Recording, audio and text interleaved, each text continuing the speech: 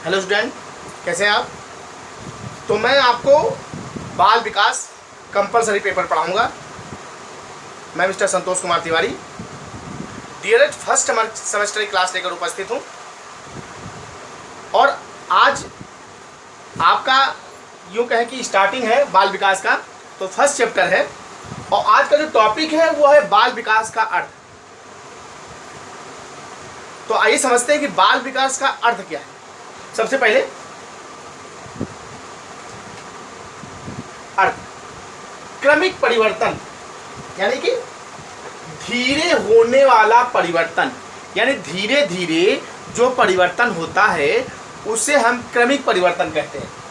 अर्थात बाल विकास के अंतर्गत विकास की जो प्रक्रिया है अत्यंत धीरे धीरे और विस्तृत रूप से गतिशील होती है। अर्थात बालक के जीवन में जो भी विकास होता है वह एक प्रकार से धीरे धीरे और समान रूप से अनवरत चलता रहता है। बाल विकास एक प्रकार से मनोविज्ञान की एक शाखा के रूप में विकसित हुआ है।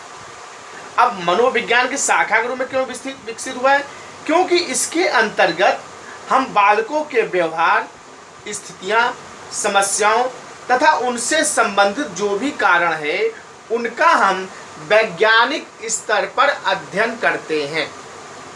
तो जब किसी का मनोवैज्ञानिक स्तर पर अध्ययन किया जाता है तो विज्ञान की श्रेणी में आता है, यानी उसकी जो शाखा होती है वो कहीं ना कहीं विज्ञान की श्रेणी में आ जाती है। इसलिए इसे विज्ञान की श्रेणी में भी रखा गया है। तो बाल विकास जो है वह एक प्रकार का क्रमिक परिवर्तन है जो बालकों में होता है। अब आते हैं, विकास के दो प्रारूप होते हैं। पहला है समयक विकास और दूसरा है असमयक विकास। तो जो समयक विकास है वह कहीं ना कहीं पॉजिटिव है, यानी पॉजिटिव मतलब जिसकी जो परिवर्तन हो रहा है वह कहीं ना कहीं सामान्य रूप से चलायमान है, उसका किसी प्रकार का नकारात्मक व्यवहार नहीं है। लेकिन जो असमयक परिवर्तन है वह कहीं न कहीं एक प्रकार से नकारात्मक है, अर्थात नकारात्मकता के विकास को प्रोत्साहित करता है। अतः असमयक विकास की प्रक्रिया अधिक घातक होती है बालक के लिए। अतः हम कह सकते हैं कि जब बालक का विकास हो तो वह समयक विकास के अनुसार हो, यानी जो उसकी विकास हो बालक का वह एक प्रकार से सकारात्मक रूप में हो, जिससे कि बालक की दिनचर्या और बालक का व्यक्तित्व सकारात्मक रूप में विकसित हो। आगे सुनिए, विकास के दो प्रारूप होते हैं, समयक विकास, दूसरा है असमयक विकास। समयक विकास जो होता है वह सकारात्मक होता है और जो असमयक विकास होता है वह नकारात्मक होता है। अब आते हैं, इसकी परिभाषा ले लेते हैं। सबसे पहले तो परिभाषा में जो है वह है बाल मनोविज्ञान वैज्ञानिक अध्ययन है, यानी जो बाल मनोविज्ञान है वह एक प्रकार से वैज्ञानिक अध्ययन है। बालक के विकास का अध्ययन गर्भकाल के प्रारंभ से किशोरावस्था तक करता है, यानी जो बाल मनोविज्ञान है उसकी शुरुआत जब गर्भ में बच्चा आता है माँ के गर्भ में, तभी से उसका विकास होना प्रारंभ हो जाता है और उसका अध्ययन एक प्रकार से वैज्ञानिक स्थिति के अनुसार करते हैं। इसलिए इसे मनोविज्ञान की शाखा के अंतर्गत रखा गया है। क्लियर हो गया? तो क्रो एंड क्रो ने कहा था कि मनोवैज्ञानिक अध्ययन से, वैज्ञानिक अध्ययन के माध्यम से हम बाल विकास का अध्ययन करते हैं, अतः इसे बाल मनोविज्ञान कहते हैं। क्लियर हो गया? नेक्स्ट है, जेम्स ड्रेवर के अनुसार ले लेते हैं परिभाषा। बाल मनोविज्ञान मनोविज्ञान की वह शाखा है जिसमें जन्म से लेकर परिपक्वावस्था तक विकसित हो रहे मानव का अध्ययन किया जाता है। यानी किन किन चरणों में किस प्रकार से बालक का विकास हो रहा है, किस प्रकार से क्रमिक परिवर्तन हो रहा है बालक के अंदर, उसका मनोविज्ञान के द्वारा हम अध्ययन करते हैं। जन्म से परिपक्व अवस्था, यानी जब तक बालक परिपक्व नहीं हो जाता तब तक हम मानव का अध्ययन करते हैं, जेम्स ड्रेवर ने कहा था। मतलब इनका कहना था कि हम बालक का अध्ययन जन्म से लेकर और परिपक्व अवस्था, जब तक बालक परिपक्व ना हो जाए तब तक हम उसका अध्ययन करते हैं बाल मनोविज्ञान के द्वारा। क्लियर हो गया? तो इससे स्पष्ट है कि कहीं ना कहीं जो बाल मनोविज्ञान है वह विकास की ऐसी प्रक्रिया है जो बालक के विकास को निरंतर चलायमान रखती है। यानी जो विकास की प्रक्रिया है के निरंतर चलते रहने की एक अवस्था है। यानी विकास के लिए तत्परता भी जरूरी है, विकसित अवस्था भी जरूरी है और गतिशील अवस्था भी जरूरी है। यानी कि जो बाल विकास है उसमें जो धीरे धीरे जो परिवर्तन होता है बालक के अंदर, हम उसका अध्ययन बाल मनोविज्ञान के द्वारा करते हैं। अब बाल मनोविज्ञान की जो स्थिति है उससे तात्पर्य है कि उससे बालक का सांस्कृतिक विकास, शारीरिक विकास, राजनीतिक विकास, वर्तमान युग के अनुसार उसमें किस किस प्रकार का परिवर्तन हो रहा है, सांस्कृतिक परिवर्तन है और आपका सामाजिक परिवर्तन है, ये कहीं ना कहीं बालक को प्रभावित करते हैं और इससे बालक का परिवर्तन होता है। यानी भावी समय की जो आधारशिला होती है उसका अध्ययन हम बाल मनोविज्ञान के अंतर्गत करते हैं। क्लियर हो गया? इसीलिए मैंने आपको दो परिभाषा दी थी। जब तक आप परिभाषा को स्पष्ट नहीं करेंगे तब तक आपको अच्छे नंबर प्राप्त नहीं होंगे। तो जो बाल विकास है कहीं ना कहीं आंतरिक और बाह्य दोनों पक्षों का अध्ययन करती है। बालक के आंतरिक और बाह्य दोनों पक्षों का अध्ययन करती है। बाल विकास के माध्यम से कहीं ना कहीं बालक में हो रहे क्रमिक परिवर्तन उसकी कार्य क्षमता के अनुसार जो उसमें वृद्धि करता है उसका अध्ययन करते हैं कि निम्न समय में किस प्रकार से बालक वृद्धि कर रहा है। उसके बाद हम यह भी देखने की कोशिश करते हैं कि विकास की आजीवन चलने वाली प्रक्रिया, विकास जो है आजीवन चलने वाली प्रक्रिया है, किंतु यह किशोरावस्था तक किस प्रकार से घटित होती है, किस प्रकार से परिवर्तनशील रहती है, इसका अध्ययन हम बाल मनोविज्ञान के अंतर्गत करते हैं। तो कहीं ना कहीं बाल मनोविज्ञान एक प्रकार से बालक की गतिशीलता का अध्ययन है। यानी किस प्रकार से बालक अपनी जीवन में परिवर्तन लाता है या परिवर्तन होता है, उसके बारे में जो हम अध्ययन करते हैं वह है बाल मनोविज्ञान।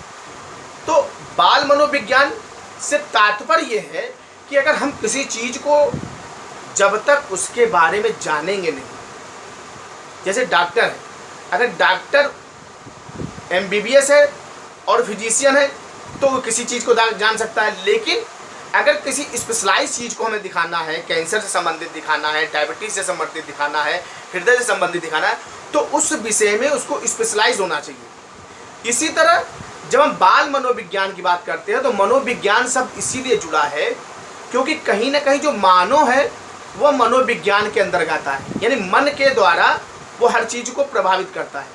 इसीलिए मनोविज्ञान जो होते हैं, जो साइकाइटिस्ट होते हैं, वह कहीं ना कहीं बालक के मन को समझने का प्रयत्न करते हैं और ये देखने की प्रयत्न करते हैं कि बालक में जो परिवर्तन हो रहा है वह किन किन कारणों से हो रहा है, यानी उसका जो विकास हो रहा है किन किन माध्यमों से हो रहा है। यानी इसका पता हम तभी लगा सकते हैं जब हम मनोविज्ञान के बारे में जानते हों ठीक प्रकार से, तभी हम बालक की उस अवस्था का अध्ययन कर सकते हैं। इसीलिए बाल मनोविज्ञान के द्वारा हम वैज्ञानिक विधि से बालक के विकास का अध्ययन करते हैं। ये स्पष्ट हो गया? अब आते हैं कि बालक विकास के अध्ययन की आवश्यकता, बाल विकास के अध्ययन की आवश्यकता क्यों पड़ती है, आइए इसके बारे में समझते हैं। तो सबसे पहला पॉइंट है बालक के स्वभाव को समझने में। देखिए, समय के साथ मानव समाज के साथ अंतःक्रिया करता है, वातावरण जटिल से जटिल स्वरूप धारण करता है, जिस कारण बालक का विकास नकारात्मक भी होता है और सकारात्मक भी होता है। अतः उसको समझने के लिए एक मनोविज्ञान दृष्टिकोण होना चाहिए।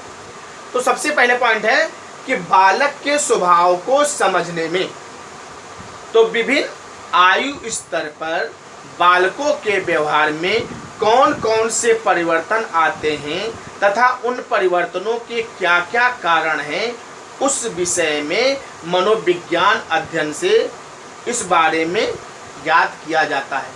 यानी ये जो बालक के स्वभाव की बात हो रही है, यानी कि किसी बालक की जो आयु वर्ग है, यानी अगर 4 साल का बच्चा है, 5 साल का बच्चा है, तो समाज में कई बच्चे हैं, 5, 6, 10 बच्चे हैं, तो उसमें किसी बच्चे में नेगेटिविटी आ रही है, नकारात्मकता आ रही है, तो क्यों आ रही है? अभिभावक की तरफ से आ रही है, समाज की तरफ से आ रही है, या जिस वातावरण में रह रहा उसकी तरफ से आ रही है? उसको समझने का प्रयास हम बालक के स्वभाव को समझने में करते हैं बाल मनोविज्ञान के द्वारा। यानी कि बालक अपने समआयु के बच्चों से अगर भिन्न है तो क्यों भिन्न है, इसको समझने के लिए हमें बाल मनोविज्ञान का सहारा लेना पड़ता है। नेक्स्ट पॉइंट आ जाएंगे, दूसरा है बालक की शिक्षा में सहायक। दूसरा पॉइंट है बालक की शिक्षा में सहायक। तो बालक की शारीरिक उम्र में कितनी मानसिक आयु, मतलब जैसे कोई व्यक्ति है या कोई बच्चा है, अगर 5 साल का है, 6 साल का है, तो हम ये देखते हैं कि उसके मानसिक स्तर कितना है, यानी समझने का स्तर अपने बालकों के समक्ष किस प्रकार का है, यानी बालक की मानसिक आयु क्या है, इसका पता बाल विकास के द्वारा ही किया जाता है। अर्थात कक्षाओं के पाठ्यक्रम निर्धारण में सहायता मिलती है। अर्थात कोई बालक अगर किसी क्लास में पढ़ रहा है तो ये आकलन कर लिया जाता है कि उस आयु विशेष वर्ग में अगर वो सकारात्मक है तो क्यों है, नकारात्मक है तो क्यों है, इसका पता हम बाल मनोविज्ञान के द्वारा लगा लेते हैं। यानी उसकी वास्तविक आयु और उसके जो ज्ञान की आयु है, यानी जो मानसिक आयु है, उसका हम पता लगा लेते हैं कि इस बालक की इस उम्र में मानसिक आयु क्या है, वह बाल मनोविज्ञान के द्वारा पता लगता है। तीसरा है बालक के विकास में सहायक। अर्थात प्रत्येक बालक का विकास विशेष नियमों के अनुसार होता है। कुछ विशेष उम्र में विकास में परिवर्तन आते हैं और कुछ में विकास धीरे से होता है, जिससे यह ज्ञात होता है कि विशिष्ट उम्र में बालक का व्यवहार कैसा होना चाहिए, जिससे कि बालक के विकास को समझा जा सके। यानी ये समझने की चीज़ है कि जैसे किसी बालक में अगर किसी प्रकार का परिवर्तन नहीं हो रहा है तो क्यों नहीं हो रहा है, तो इसको समझने के लिए बाल विकास आवश्यक है। जो व्यक्ति बाल विकास के बारे में जानता है वो इस बात का पता लगाता है कि इस बालक में इस आयु में ये परिवर्तन क्यों नहीं हो रहा है, उसको समझने में सहायक होती है बाल विकास। नेक्स्ट है व्यक्तित्व को समझने में सहायक। तो बालक के व्यक्तित्व का निर्धारण कहीं ना कहीं उसके आचरण के ऊपर डिपेंड करता है। यानी विकास को, उसके व्यक्तित्व के विकास को कौन कौन से तत्व प्रभावित कर रहे हैं, यानी उसका किस प्रकार का व्यवहार अपने वातावरण में है। यानी कि व्यक्तित्व विकास में होने वाले क्रमिक परिवर्तनों को इस बारे में समझा जाता है कि उसके व्यक्तित्व में किस प्रकार का परिवर्तन हो रहा है या किस प्रकार का परिवर्तन नहीं हो रहा है, यानी वातावरण का इफेक्ट उसके ऊपर किस प्रकार से पड़ रहा है। नेक्स्ट है बालक को नियंत्रण में सहायक। तो बाल मनोविज्ञान बालक को नियंत्रित करने में सहायक होता है। किस लिए सहायक होता है? वह ये बताता है कि बालक इस उम्र के स्थिति में बालक से हम किस प्रकार से व्यवहार करेंगे तो वह नियंत्रित होगा। यानी कहीं ना कहीं बालक को नियंत्रित करने में यह सहायक होता है। देखिए, बालक को समझने में हम अपने हिसाब समझते हैं, हम अपने उम्र के हिसाब से समझते हैं कि हम अगर कोई बालक उदंड है तो हम कहते हैं कि उदंड है, पर वो उदंड नहीं है। आपको ये समझना होगा कि इस उम्र में बच्चे उदंड ही होते हैं। ये होता है बाल मनोविज्ञान, क्योंकि घरों में ये चीज़ का ज्ञान नहीं होता है, मोहल्लों में इसी का ज्ञान नहीं होता है, तो उनको लगता है ये उदंड है, लेकिन उसकी जो कार्यशैली है उस उम्र के हिसाब से सही है। जैसे कोई कोई बच्चे अपनी उम्र के अनुसार काम करते हैं। जो छोटा बच्चा है तो अवयवों को देखकर हलचल करता है, तो ये ज्ञात होता है कि ये लेकिन हम लोग क्या कहते हैं, ये समझदार हो गया। समझदार नहीं हो गया, क्योंकि उसको जब आहट का पता लगता है तो उस आहट के द्वारा समझता है कि मेरे पास कोई आया है। ये बाल मनोविज्ञान बोल रहा है, लेकिन घर के लोग क्या बोलेंगे, बच्चा बड़ा समझदार है। तो ये है दोनों में अंतर समझने में। तो कहीं ना कहीं बालक को नियंत्रण करने में हमको उसको किस प्रकार नियंत्रण करना चाहिए, उसके लिए हमें बाल विकास की आवश्यकता पड़ती है। नेक्स्ट है बाल निर्देशन में सहायक। बाल निर्देशन से तात्पर्य यह है कि बालक को हम किस प्रकार निर्देशित करें जिससे कि वह ठीक प्रकार से अपने कार्यों को ठीक प्रकार से संचालित करें। यानी बच्चों में माता पिता, अध्यापक तथा बाल निर्देशन बच्चों को आगे बढ़ाने के लिए निर्देशित करते हैं। बाल विकास उसकी मदद करता है और इस प्रकार व्यवहार करने को कहता है जिससे कि वह नियंत्रित हो। यानी बालक को निर्देशन में कहीं न कहीं व्यवहारिक शिक्षा देनी होती है, यानी उसके व्यवहार में कहीं न कहीं परिवर्तन लाने की आवश्यकता होती है, जो कि एक बाल मनोविज्ञान के द्वारा ही हो सकता है। किसी भी चीज़ को निर्देशित करने के लिए जरूरी नहीं है कि हम उसके साथ दंडात्मक कार्रवाई करें तभी उसमें अंतर आएगा, ऐसा नहीं। जब तक हम उसकी मनोदशा को समझेंगे नहीं तब तक हम उसको नियंत्रित और निर्देशित नहीं कर सकते। तो कहीं ना कहीं उसको निर्देशित करने के लिए हमें एक प्रकार से बाल नियंत्रण की आवश्यकता पड़ती है। अर्थात हमें ऐसे निर्देशन के लिए हमें उसके बारे में ज्ञान होना चाहिए कि हमें किस प्रकार से उस बालक को निर्देशित करना है। यानी व्यवहारिक रूप से परिवर्तन करके, यानी उससे किसी बात को इस ढंग से कहना चाहिए जिसमें उसमें परिवर्तन आ जाए, क्योंकि आयु विशेष के साथ बालक का दिमाग भी उसी हिसाब से परिपक्व होता है और हम आप क्या करते हैं, अपनी उम्र से उसको समायोजित करने के काम करते हैं, जो कि बिल्कुल गलत है। इसीलिए मैंने आपको बताया कि दो प्रारूप में चलती है, सम्यक विकास, असम्यक विकास। यानी सम्यक जो होता है सकारात्मक, यानी जब उसके साथ हम व्यवहारिक परिवर्तन लाने की बात करते हैं तो कहीं ना कहीं सम्यक विकास होता है, और जब हम उसकी गलती को दंडात्मक ढंग से देखने की कोशिश करते हैं तो कहीं ना कहीं नकारात्मक होता है और वह कहीं ना कहीं उस बालक के जीवन के लिए घातक होता है। आई समझ में? नोट कर लीजिए। तो सबसे बड़ी चीज है क्या है कि मैंने जो बाल विकास पढ़ाया उसमें आ सकता है कि बाल विकास के अर्थ को स्पष्ट कीजिए। क्वेश्चन आपका आ सकता है, बाल विकास के अर्थ को स्पष्ट कीजिए तथा बाल विकास की आवश्यकता क्यों पड़ती है। ये क्वेश्चन आपका आ सकता है और ये कंपलसरी पेपर है और ये पेपर में एक क्वेश्चन आता ही है, चाहे शॉर्ट क्वेश्चन में आए चाहे लॉन्ग क्वेश्चन में आए। तो ये क्वेश्चन आपका कंपलसरी है, आपके पेपर में आएगा। तो आज के लिए इतना ही, नेक्स्ट क्लास में आपसे फिर मुलाकात होगी। तब तक के लिए थैंक यू।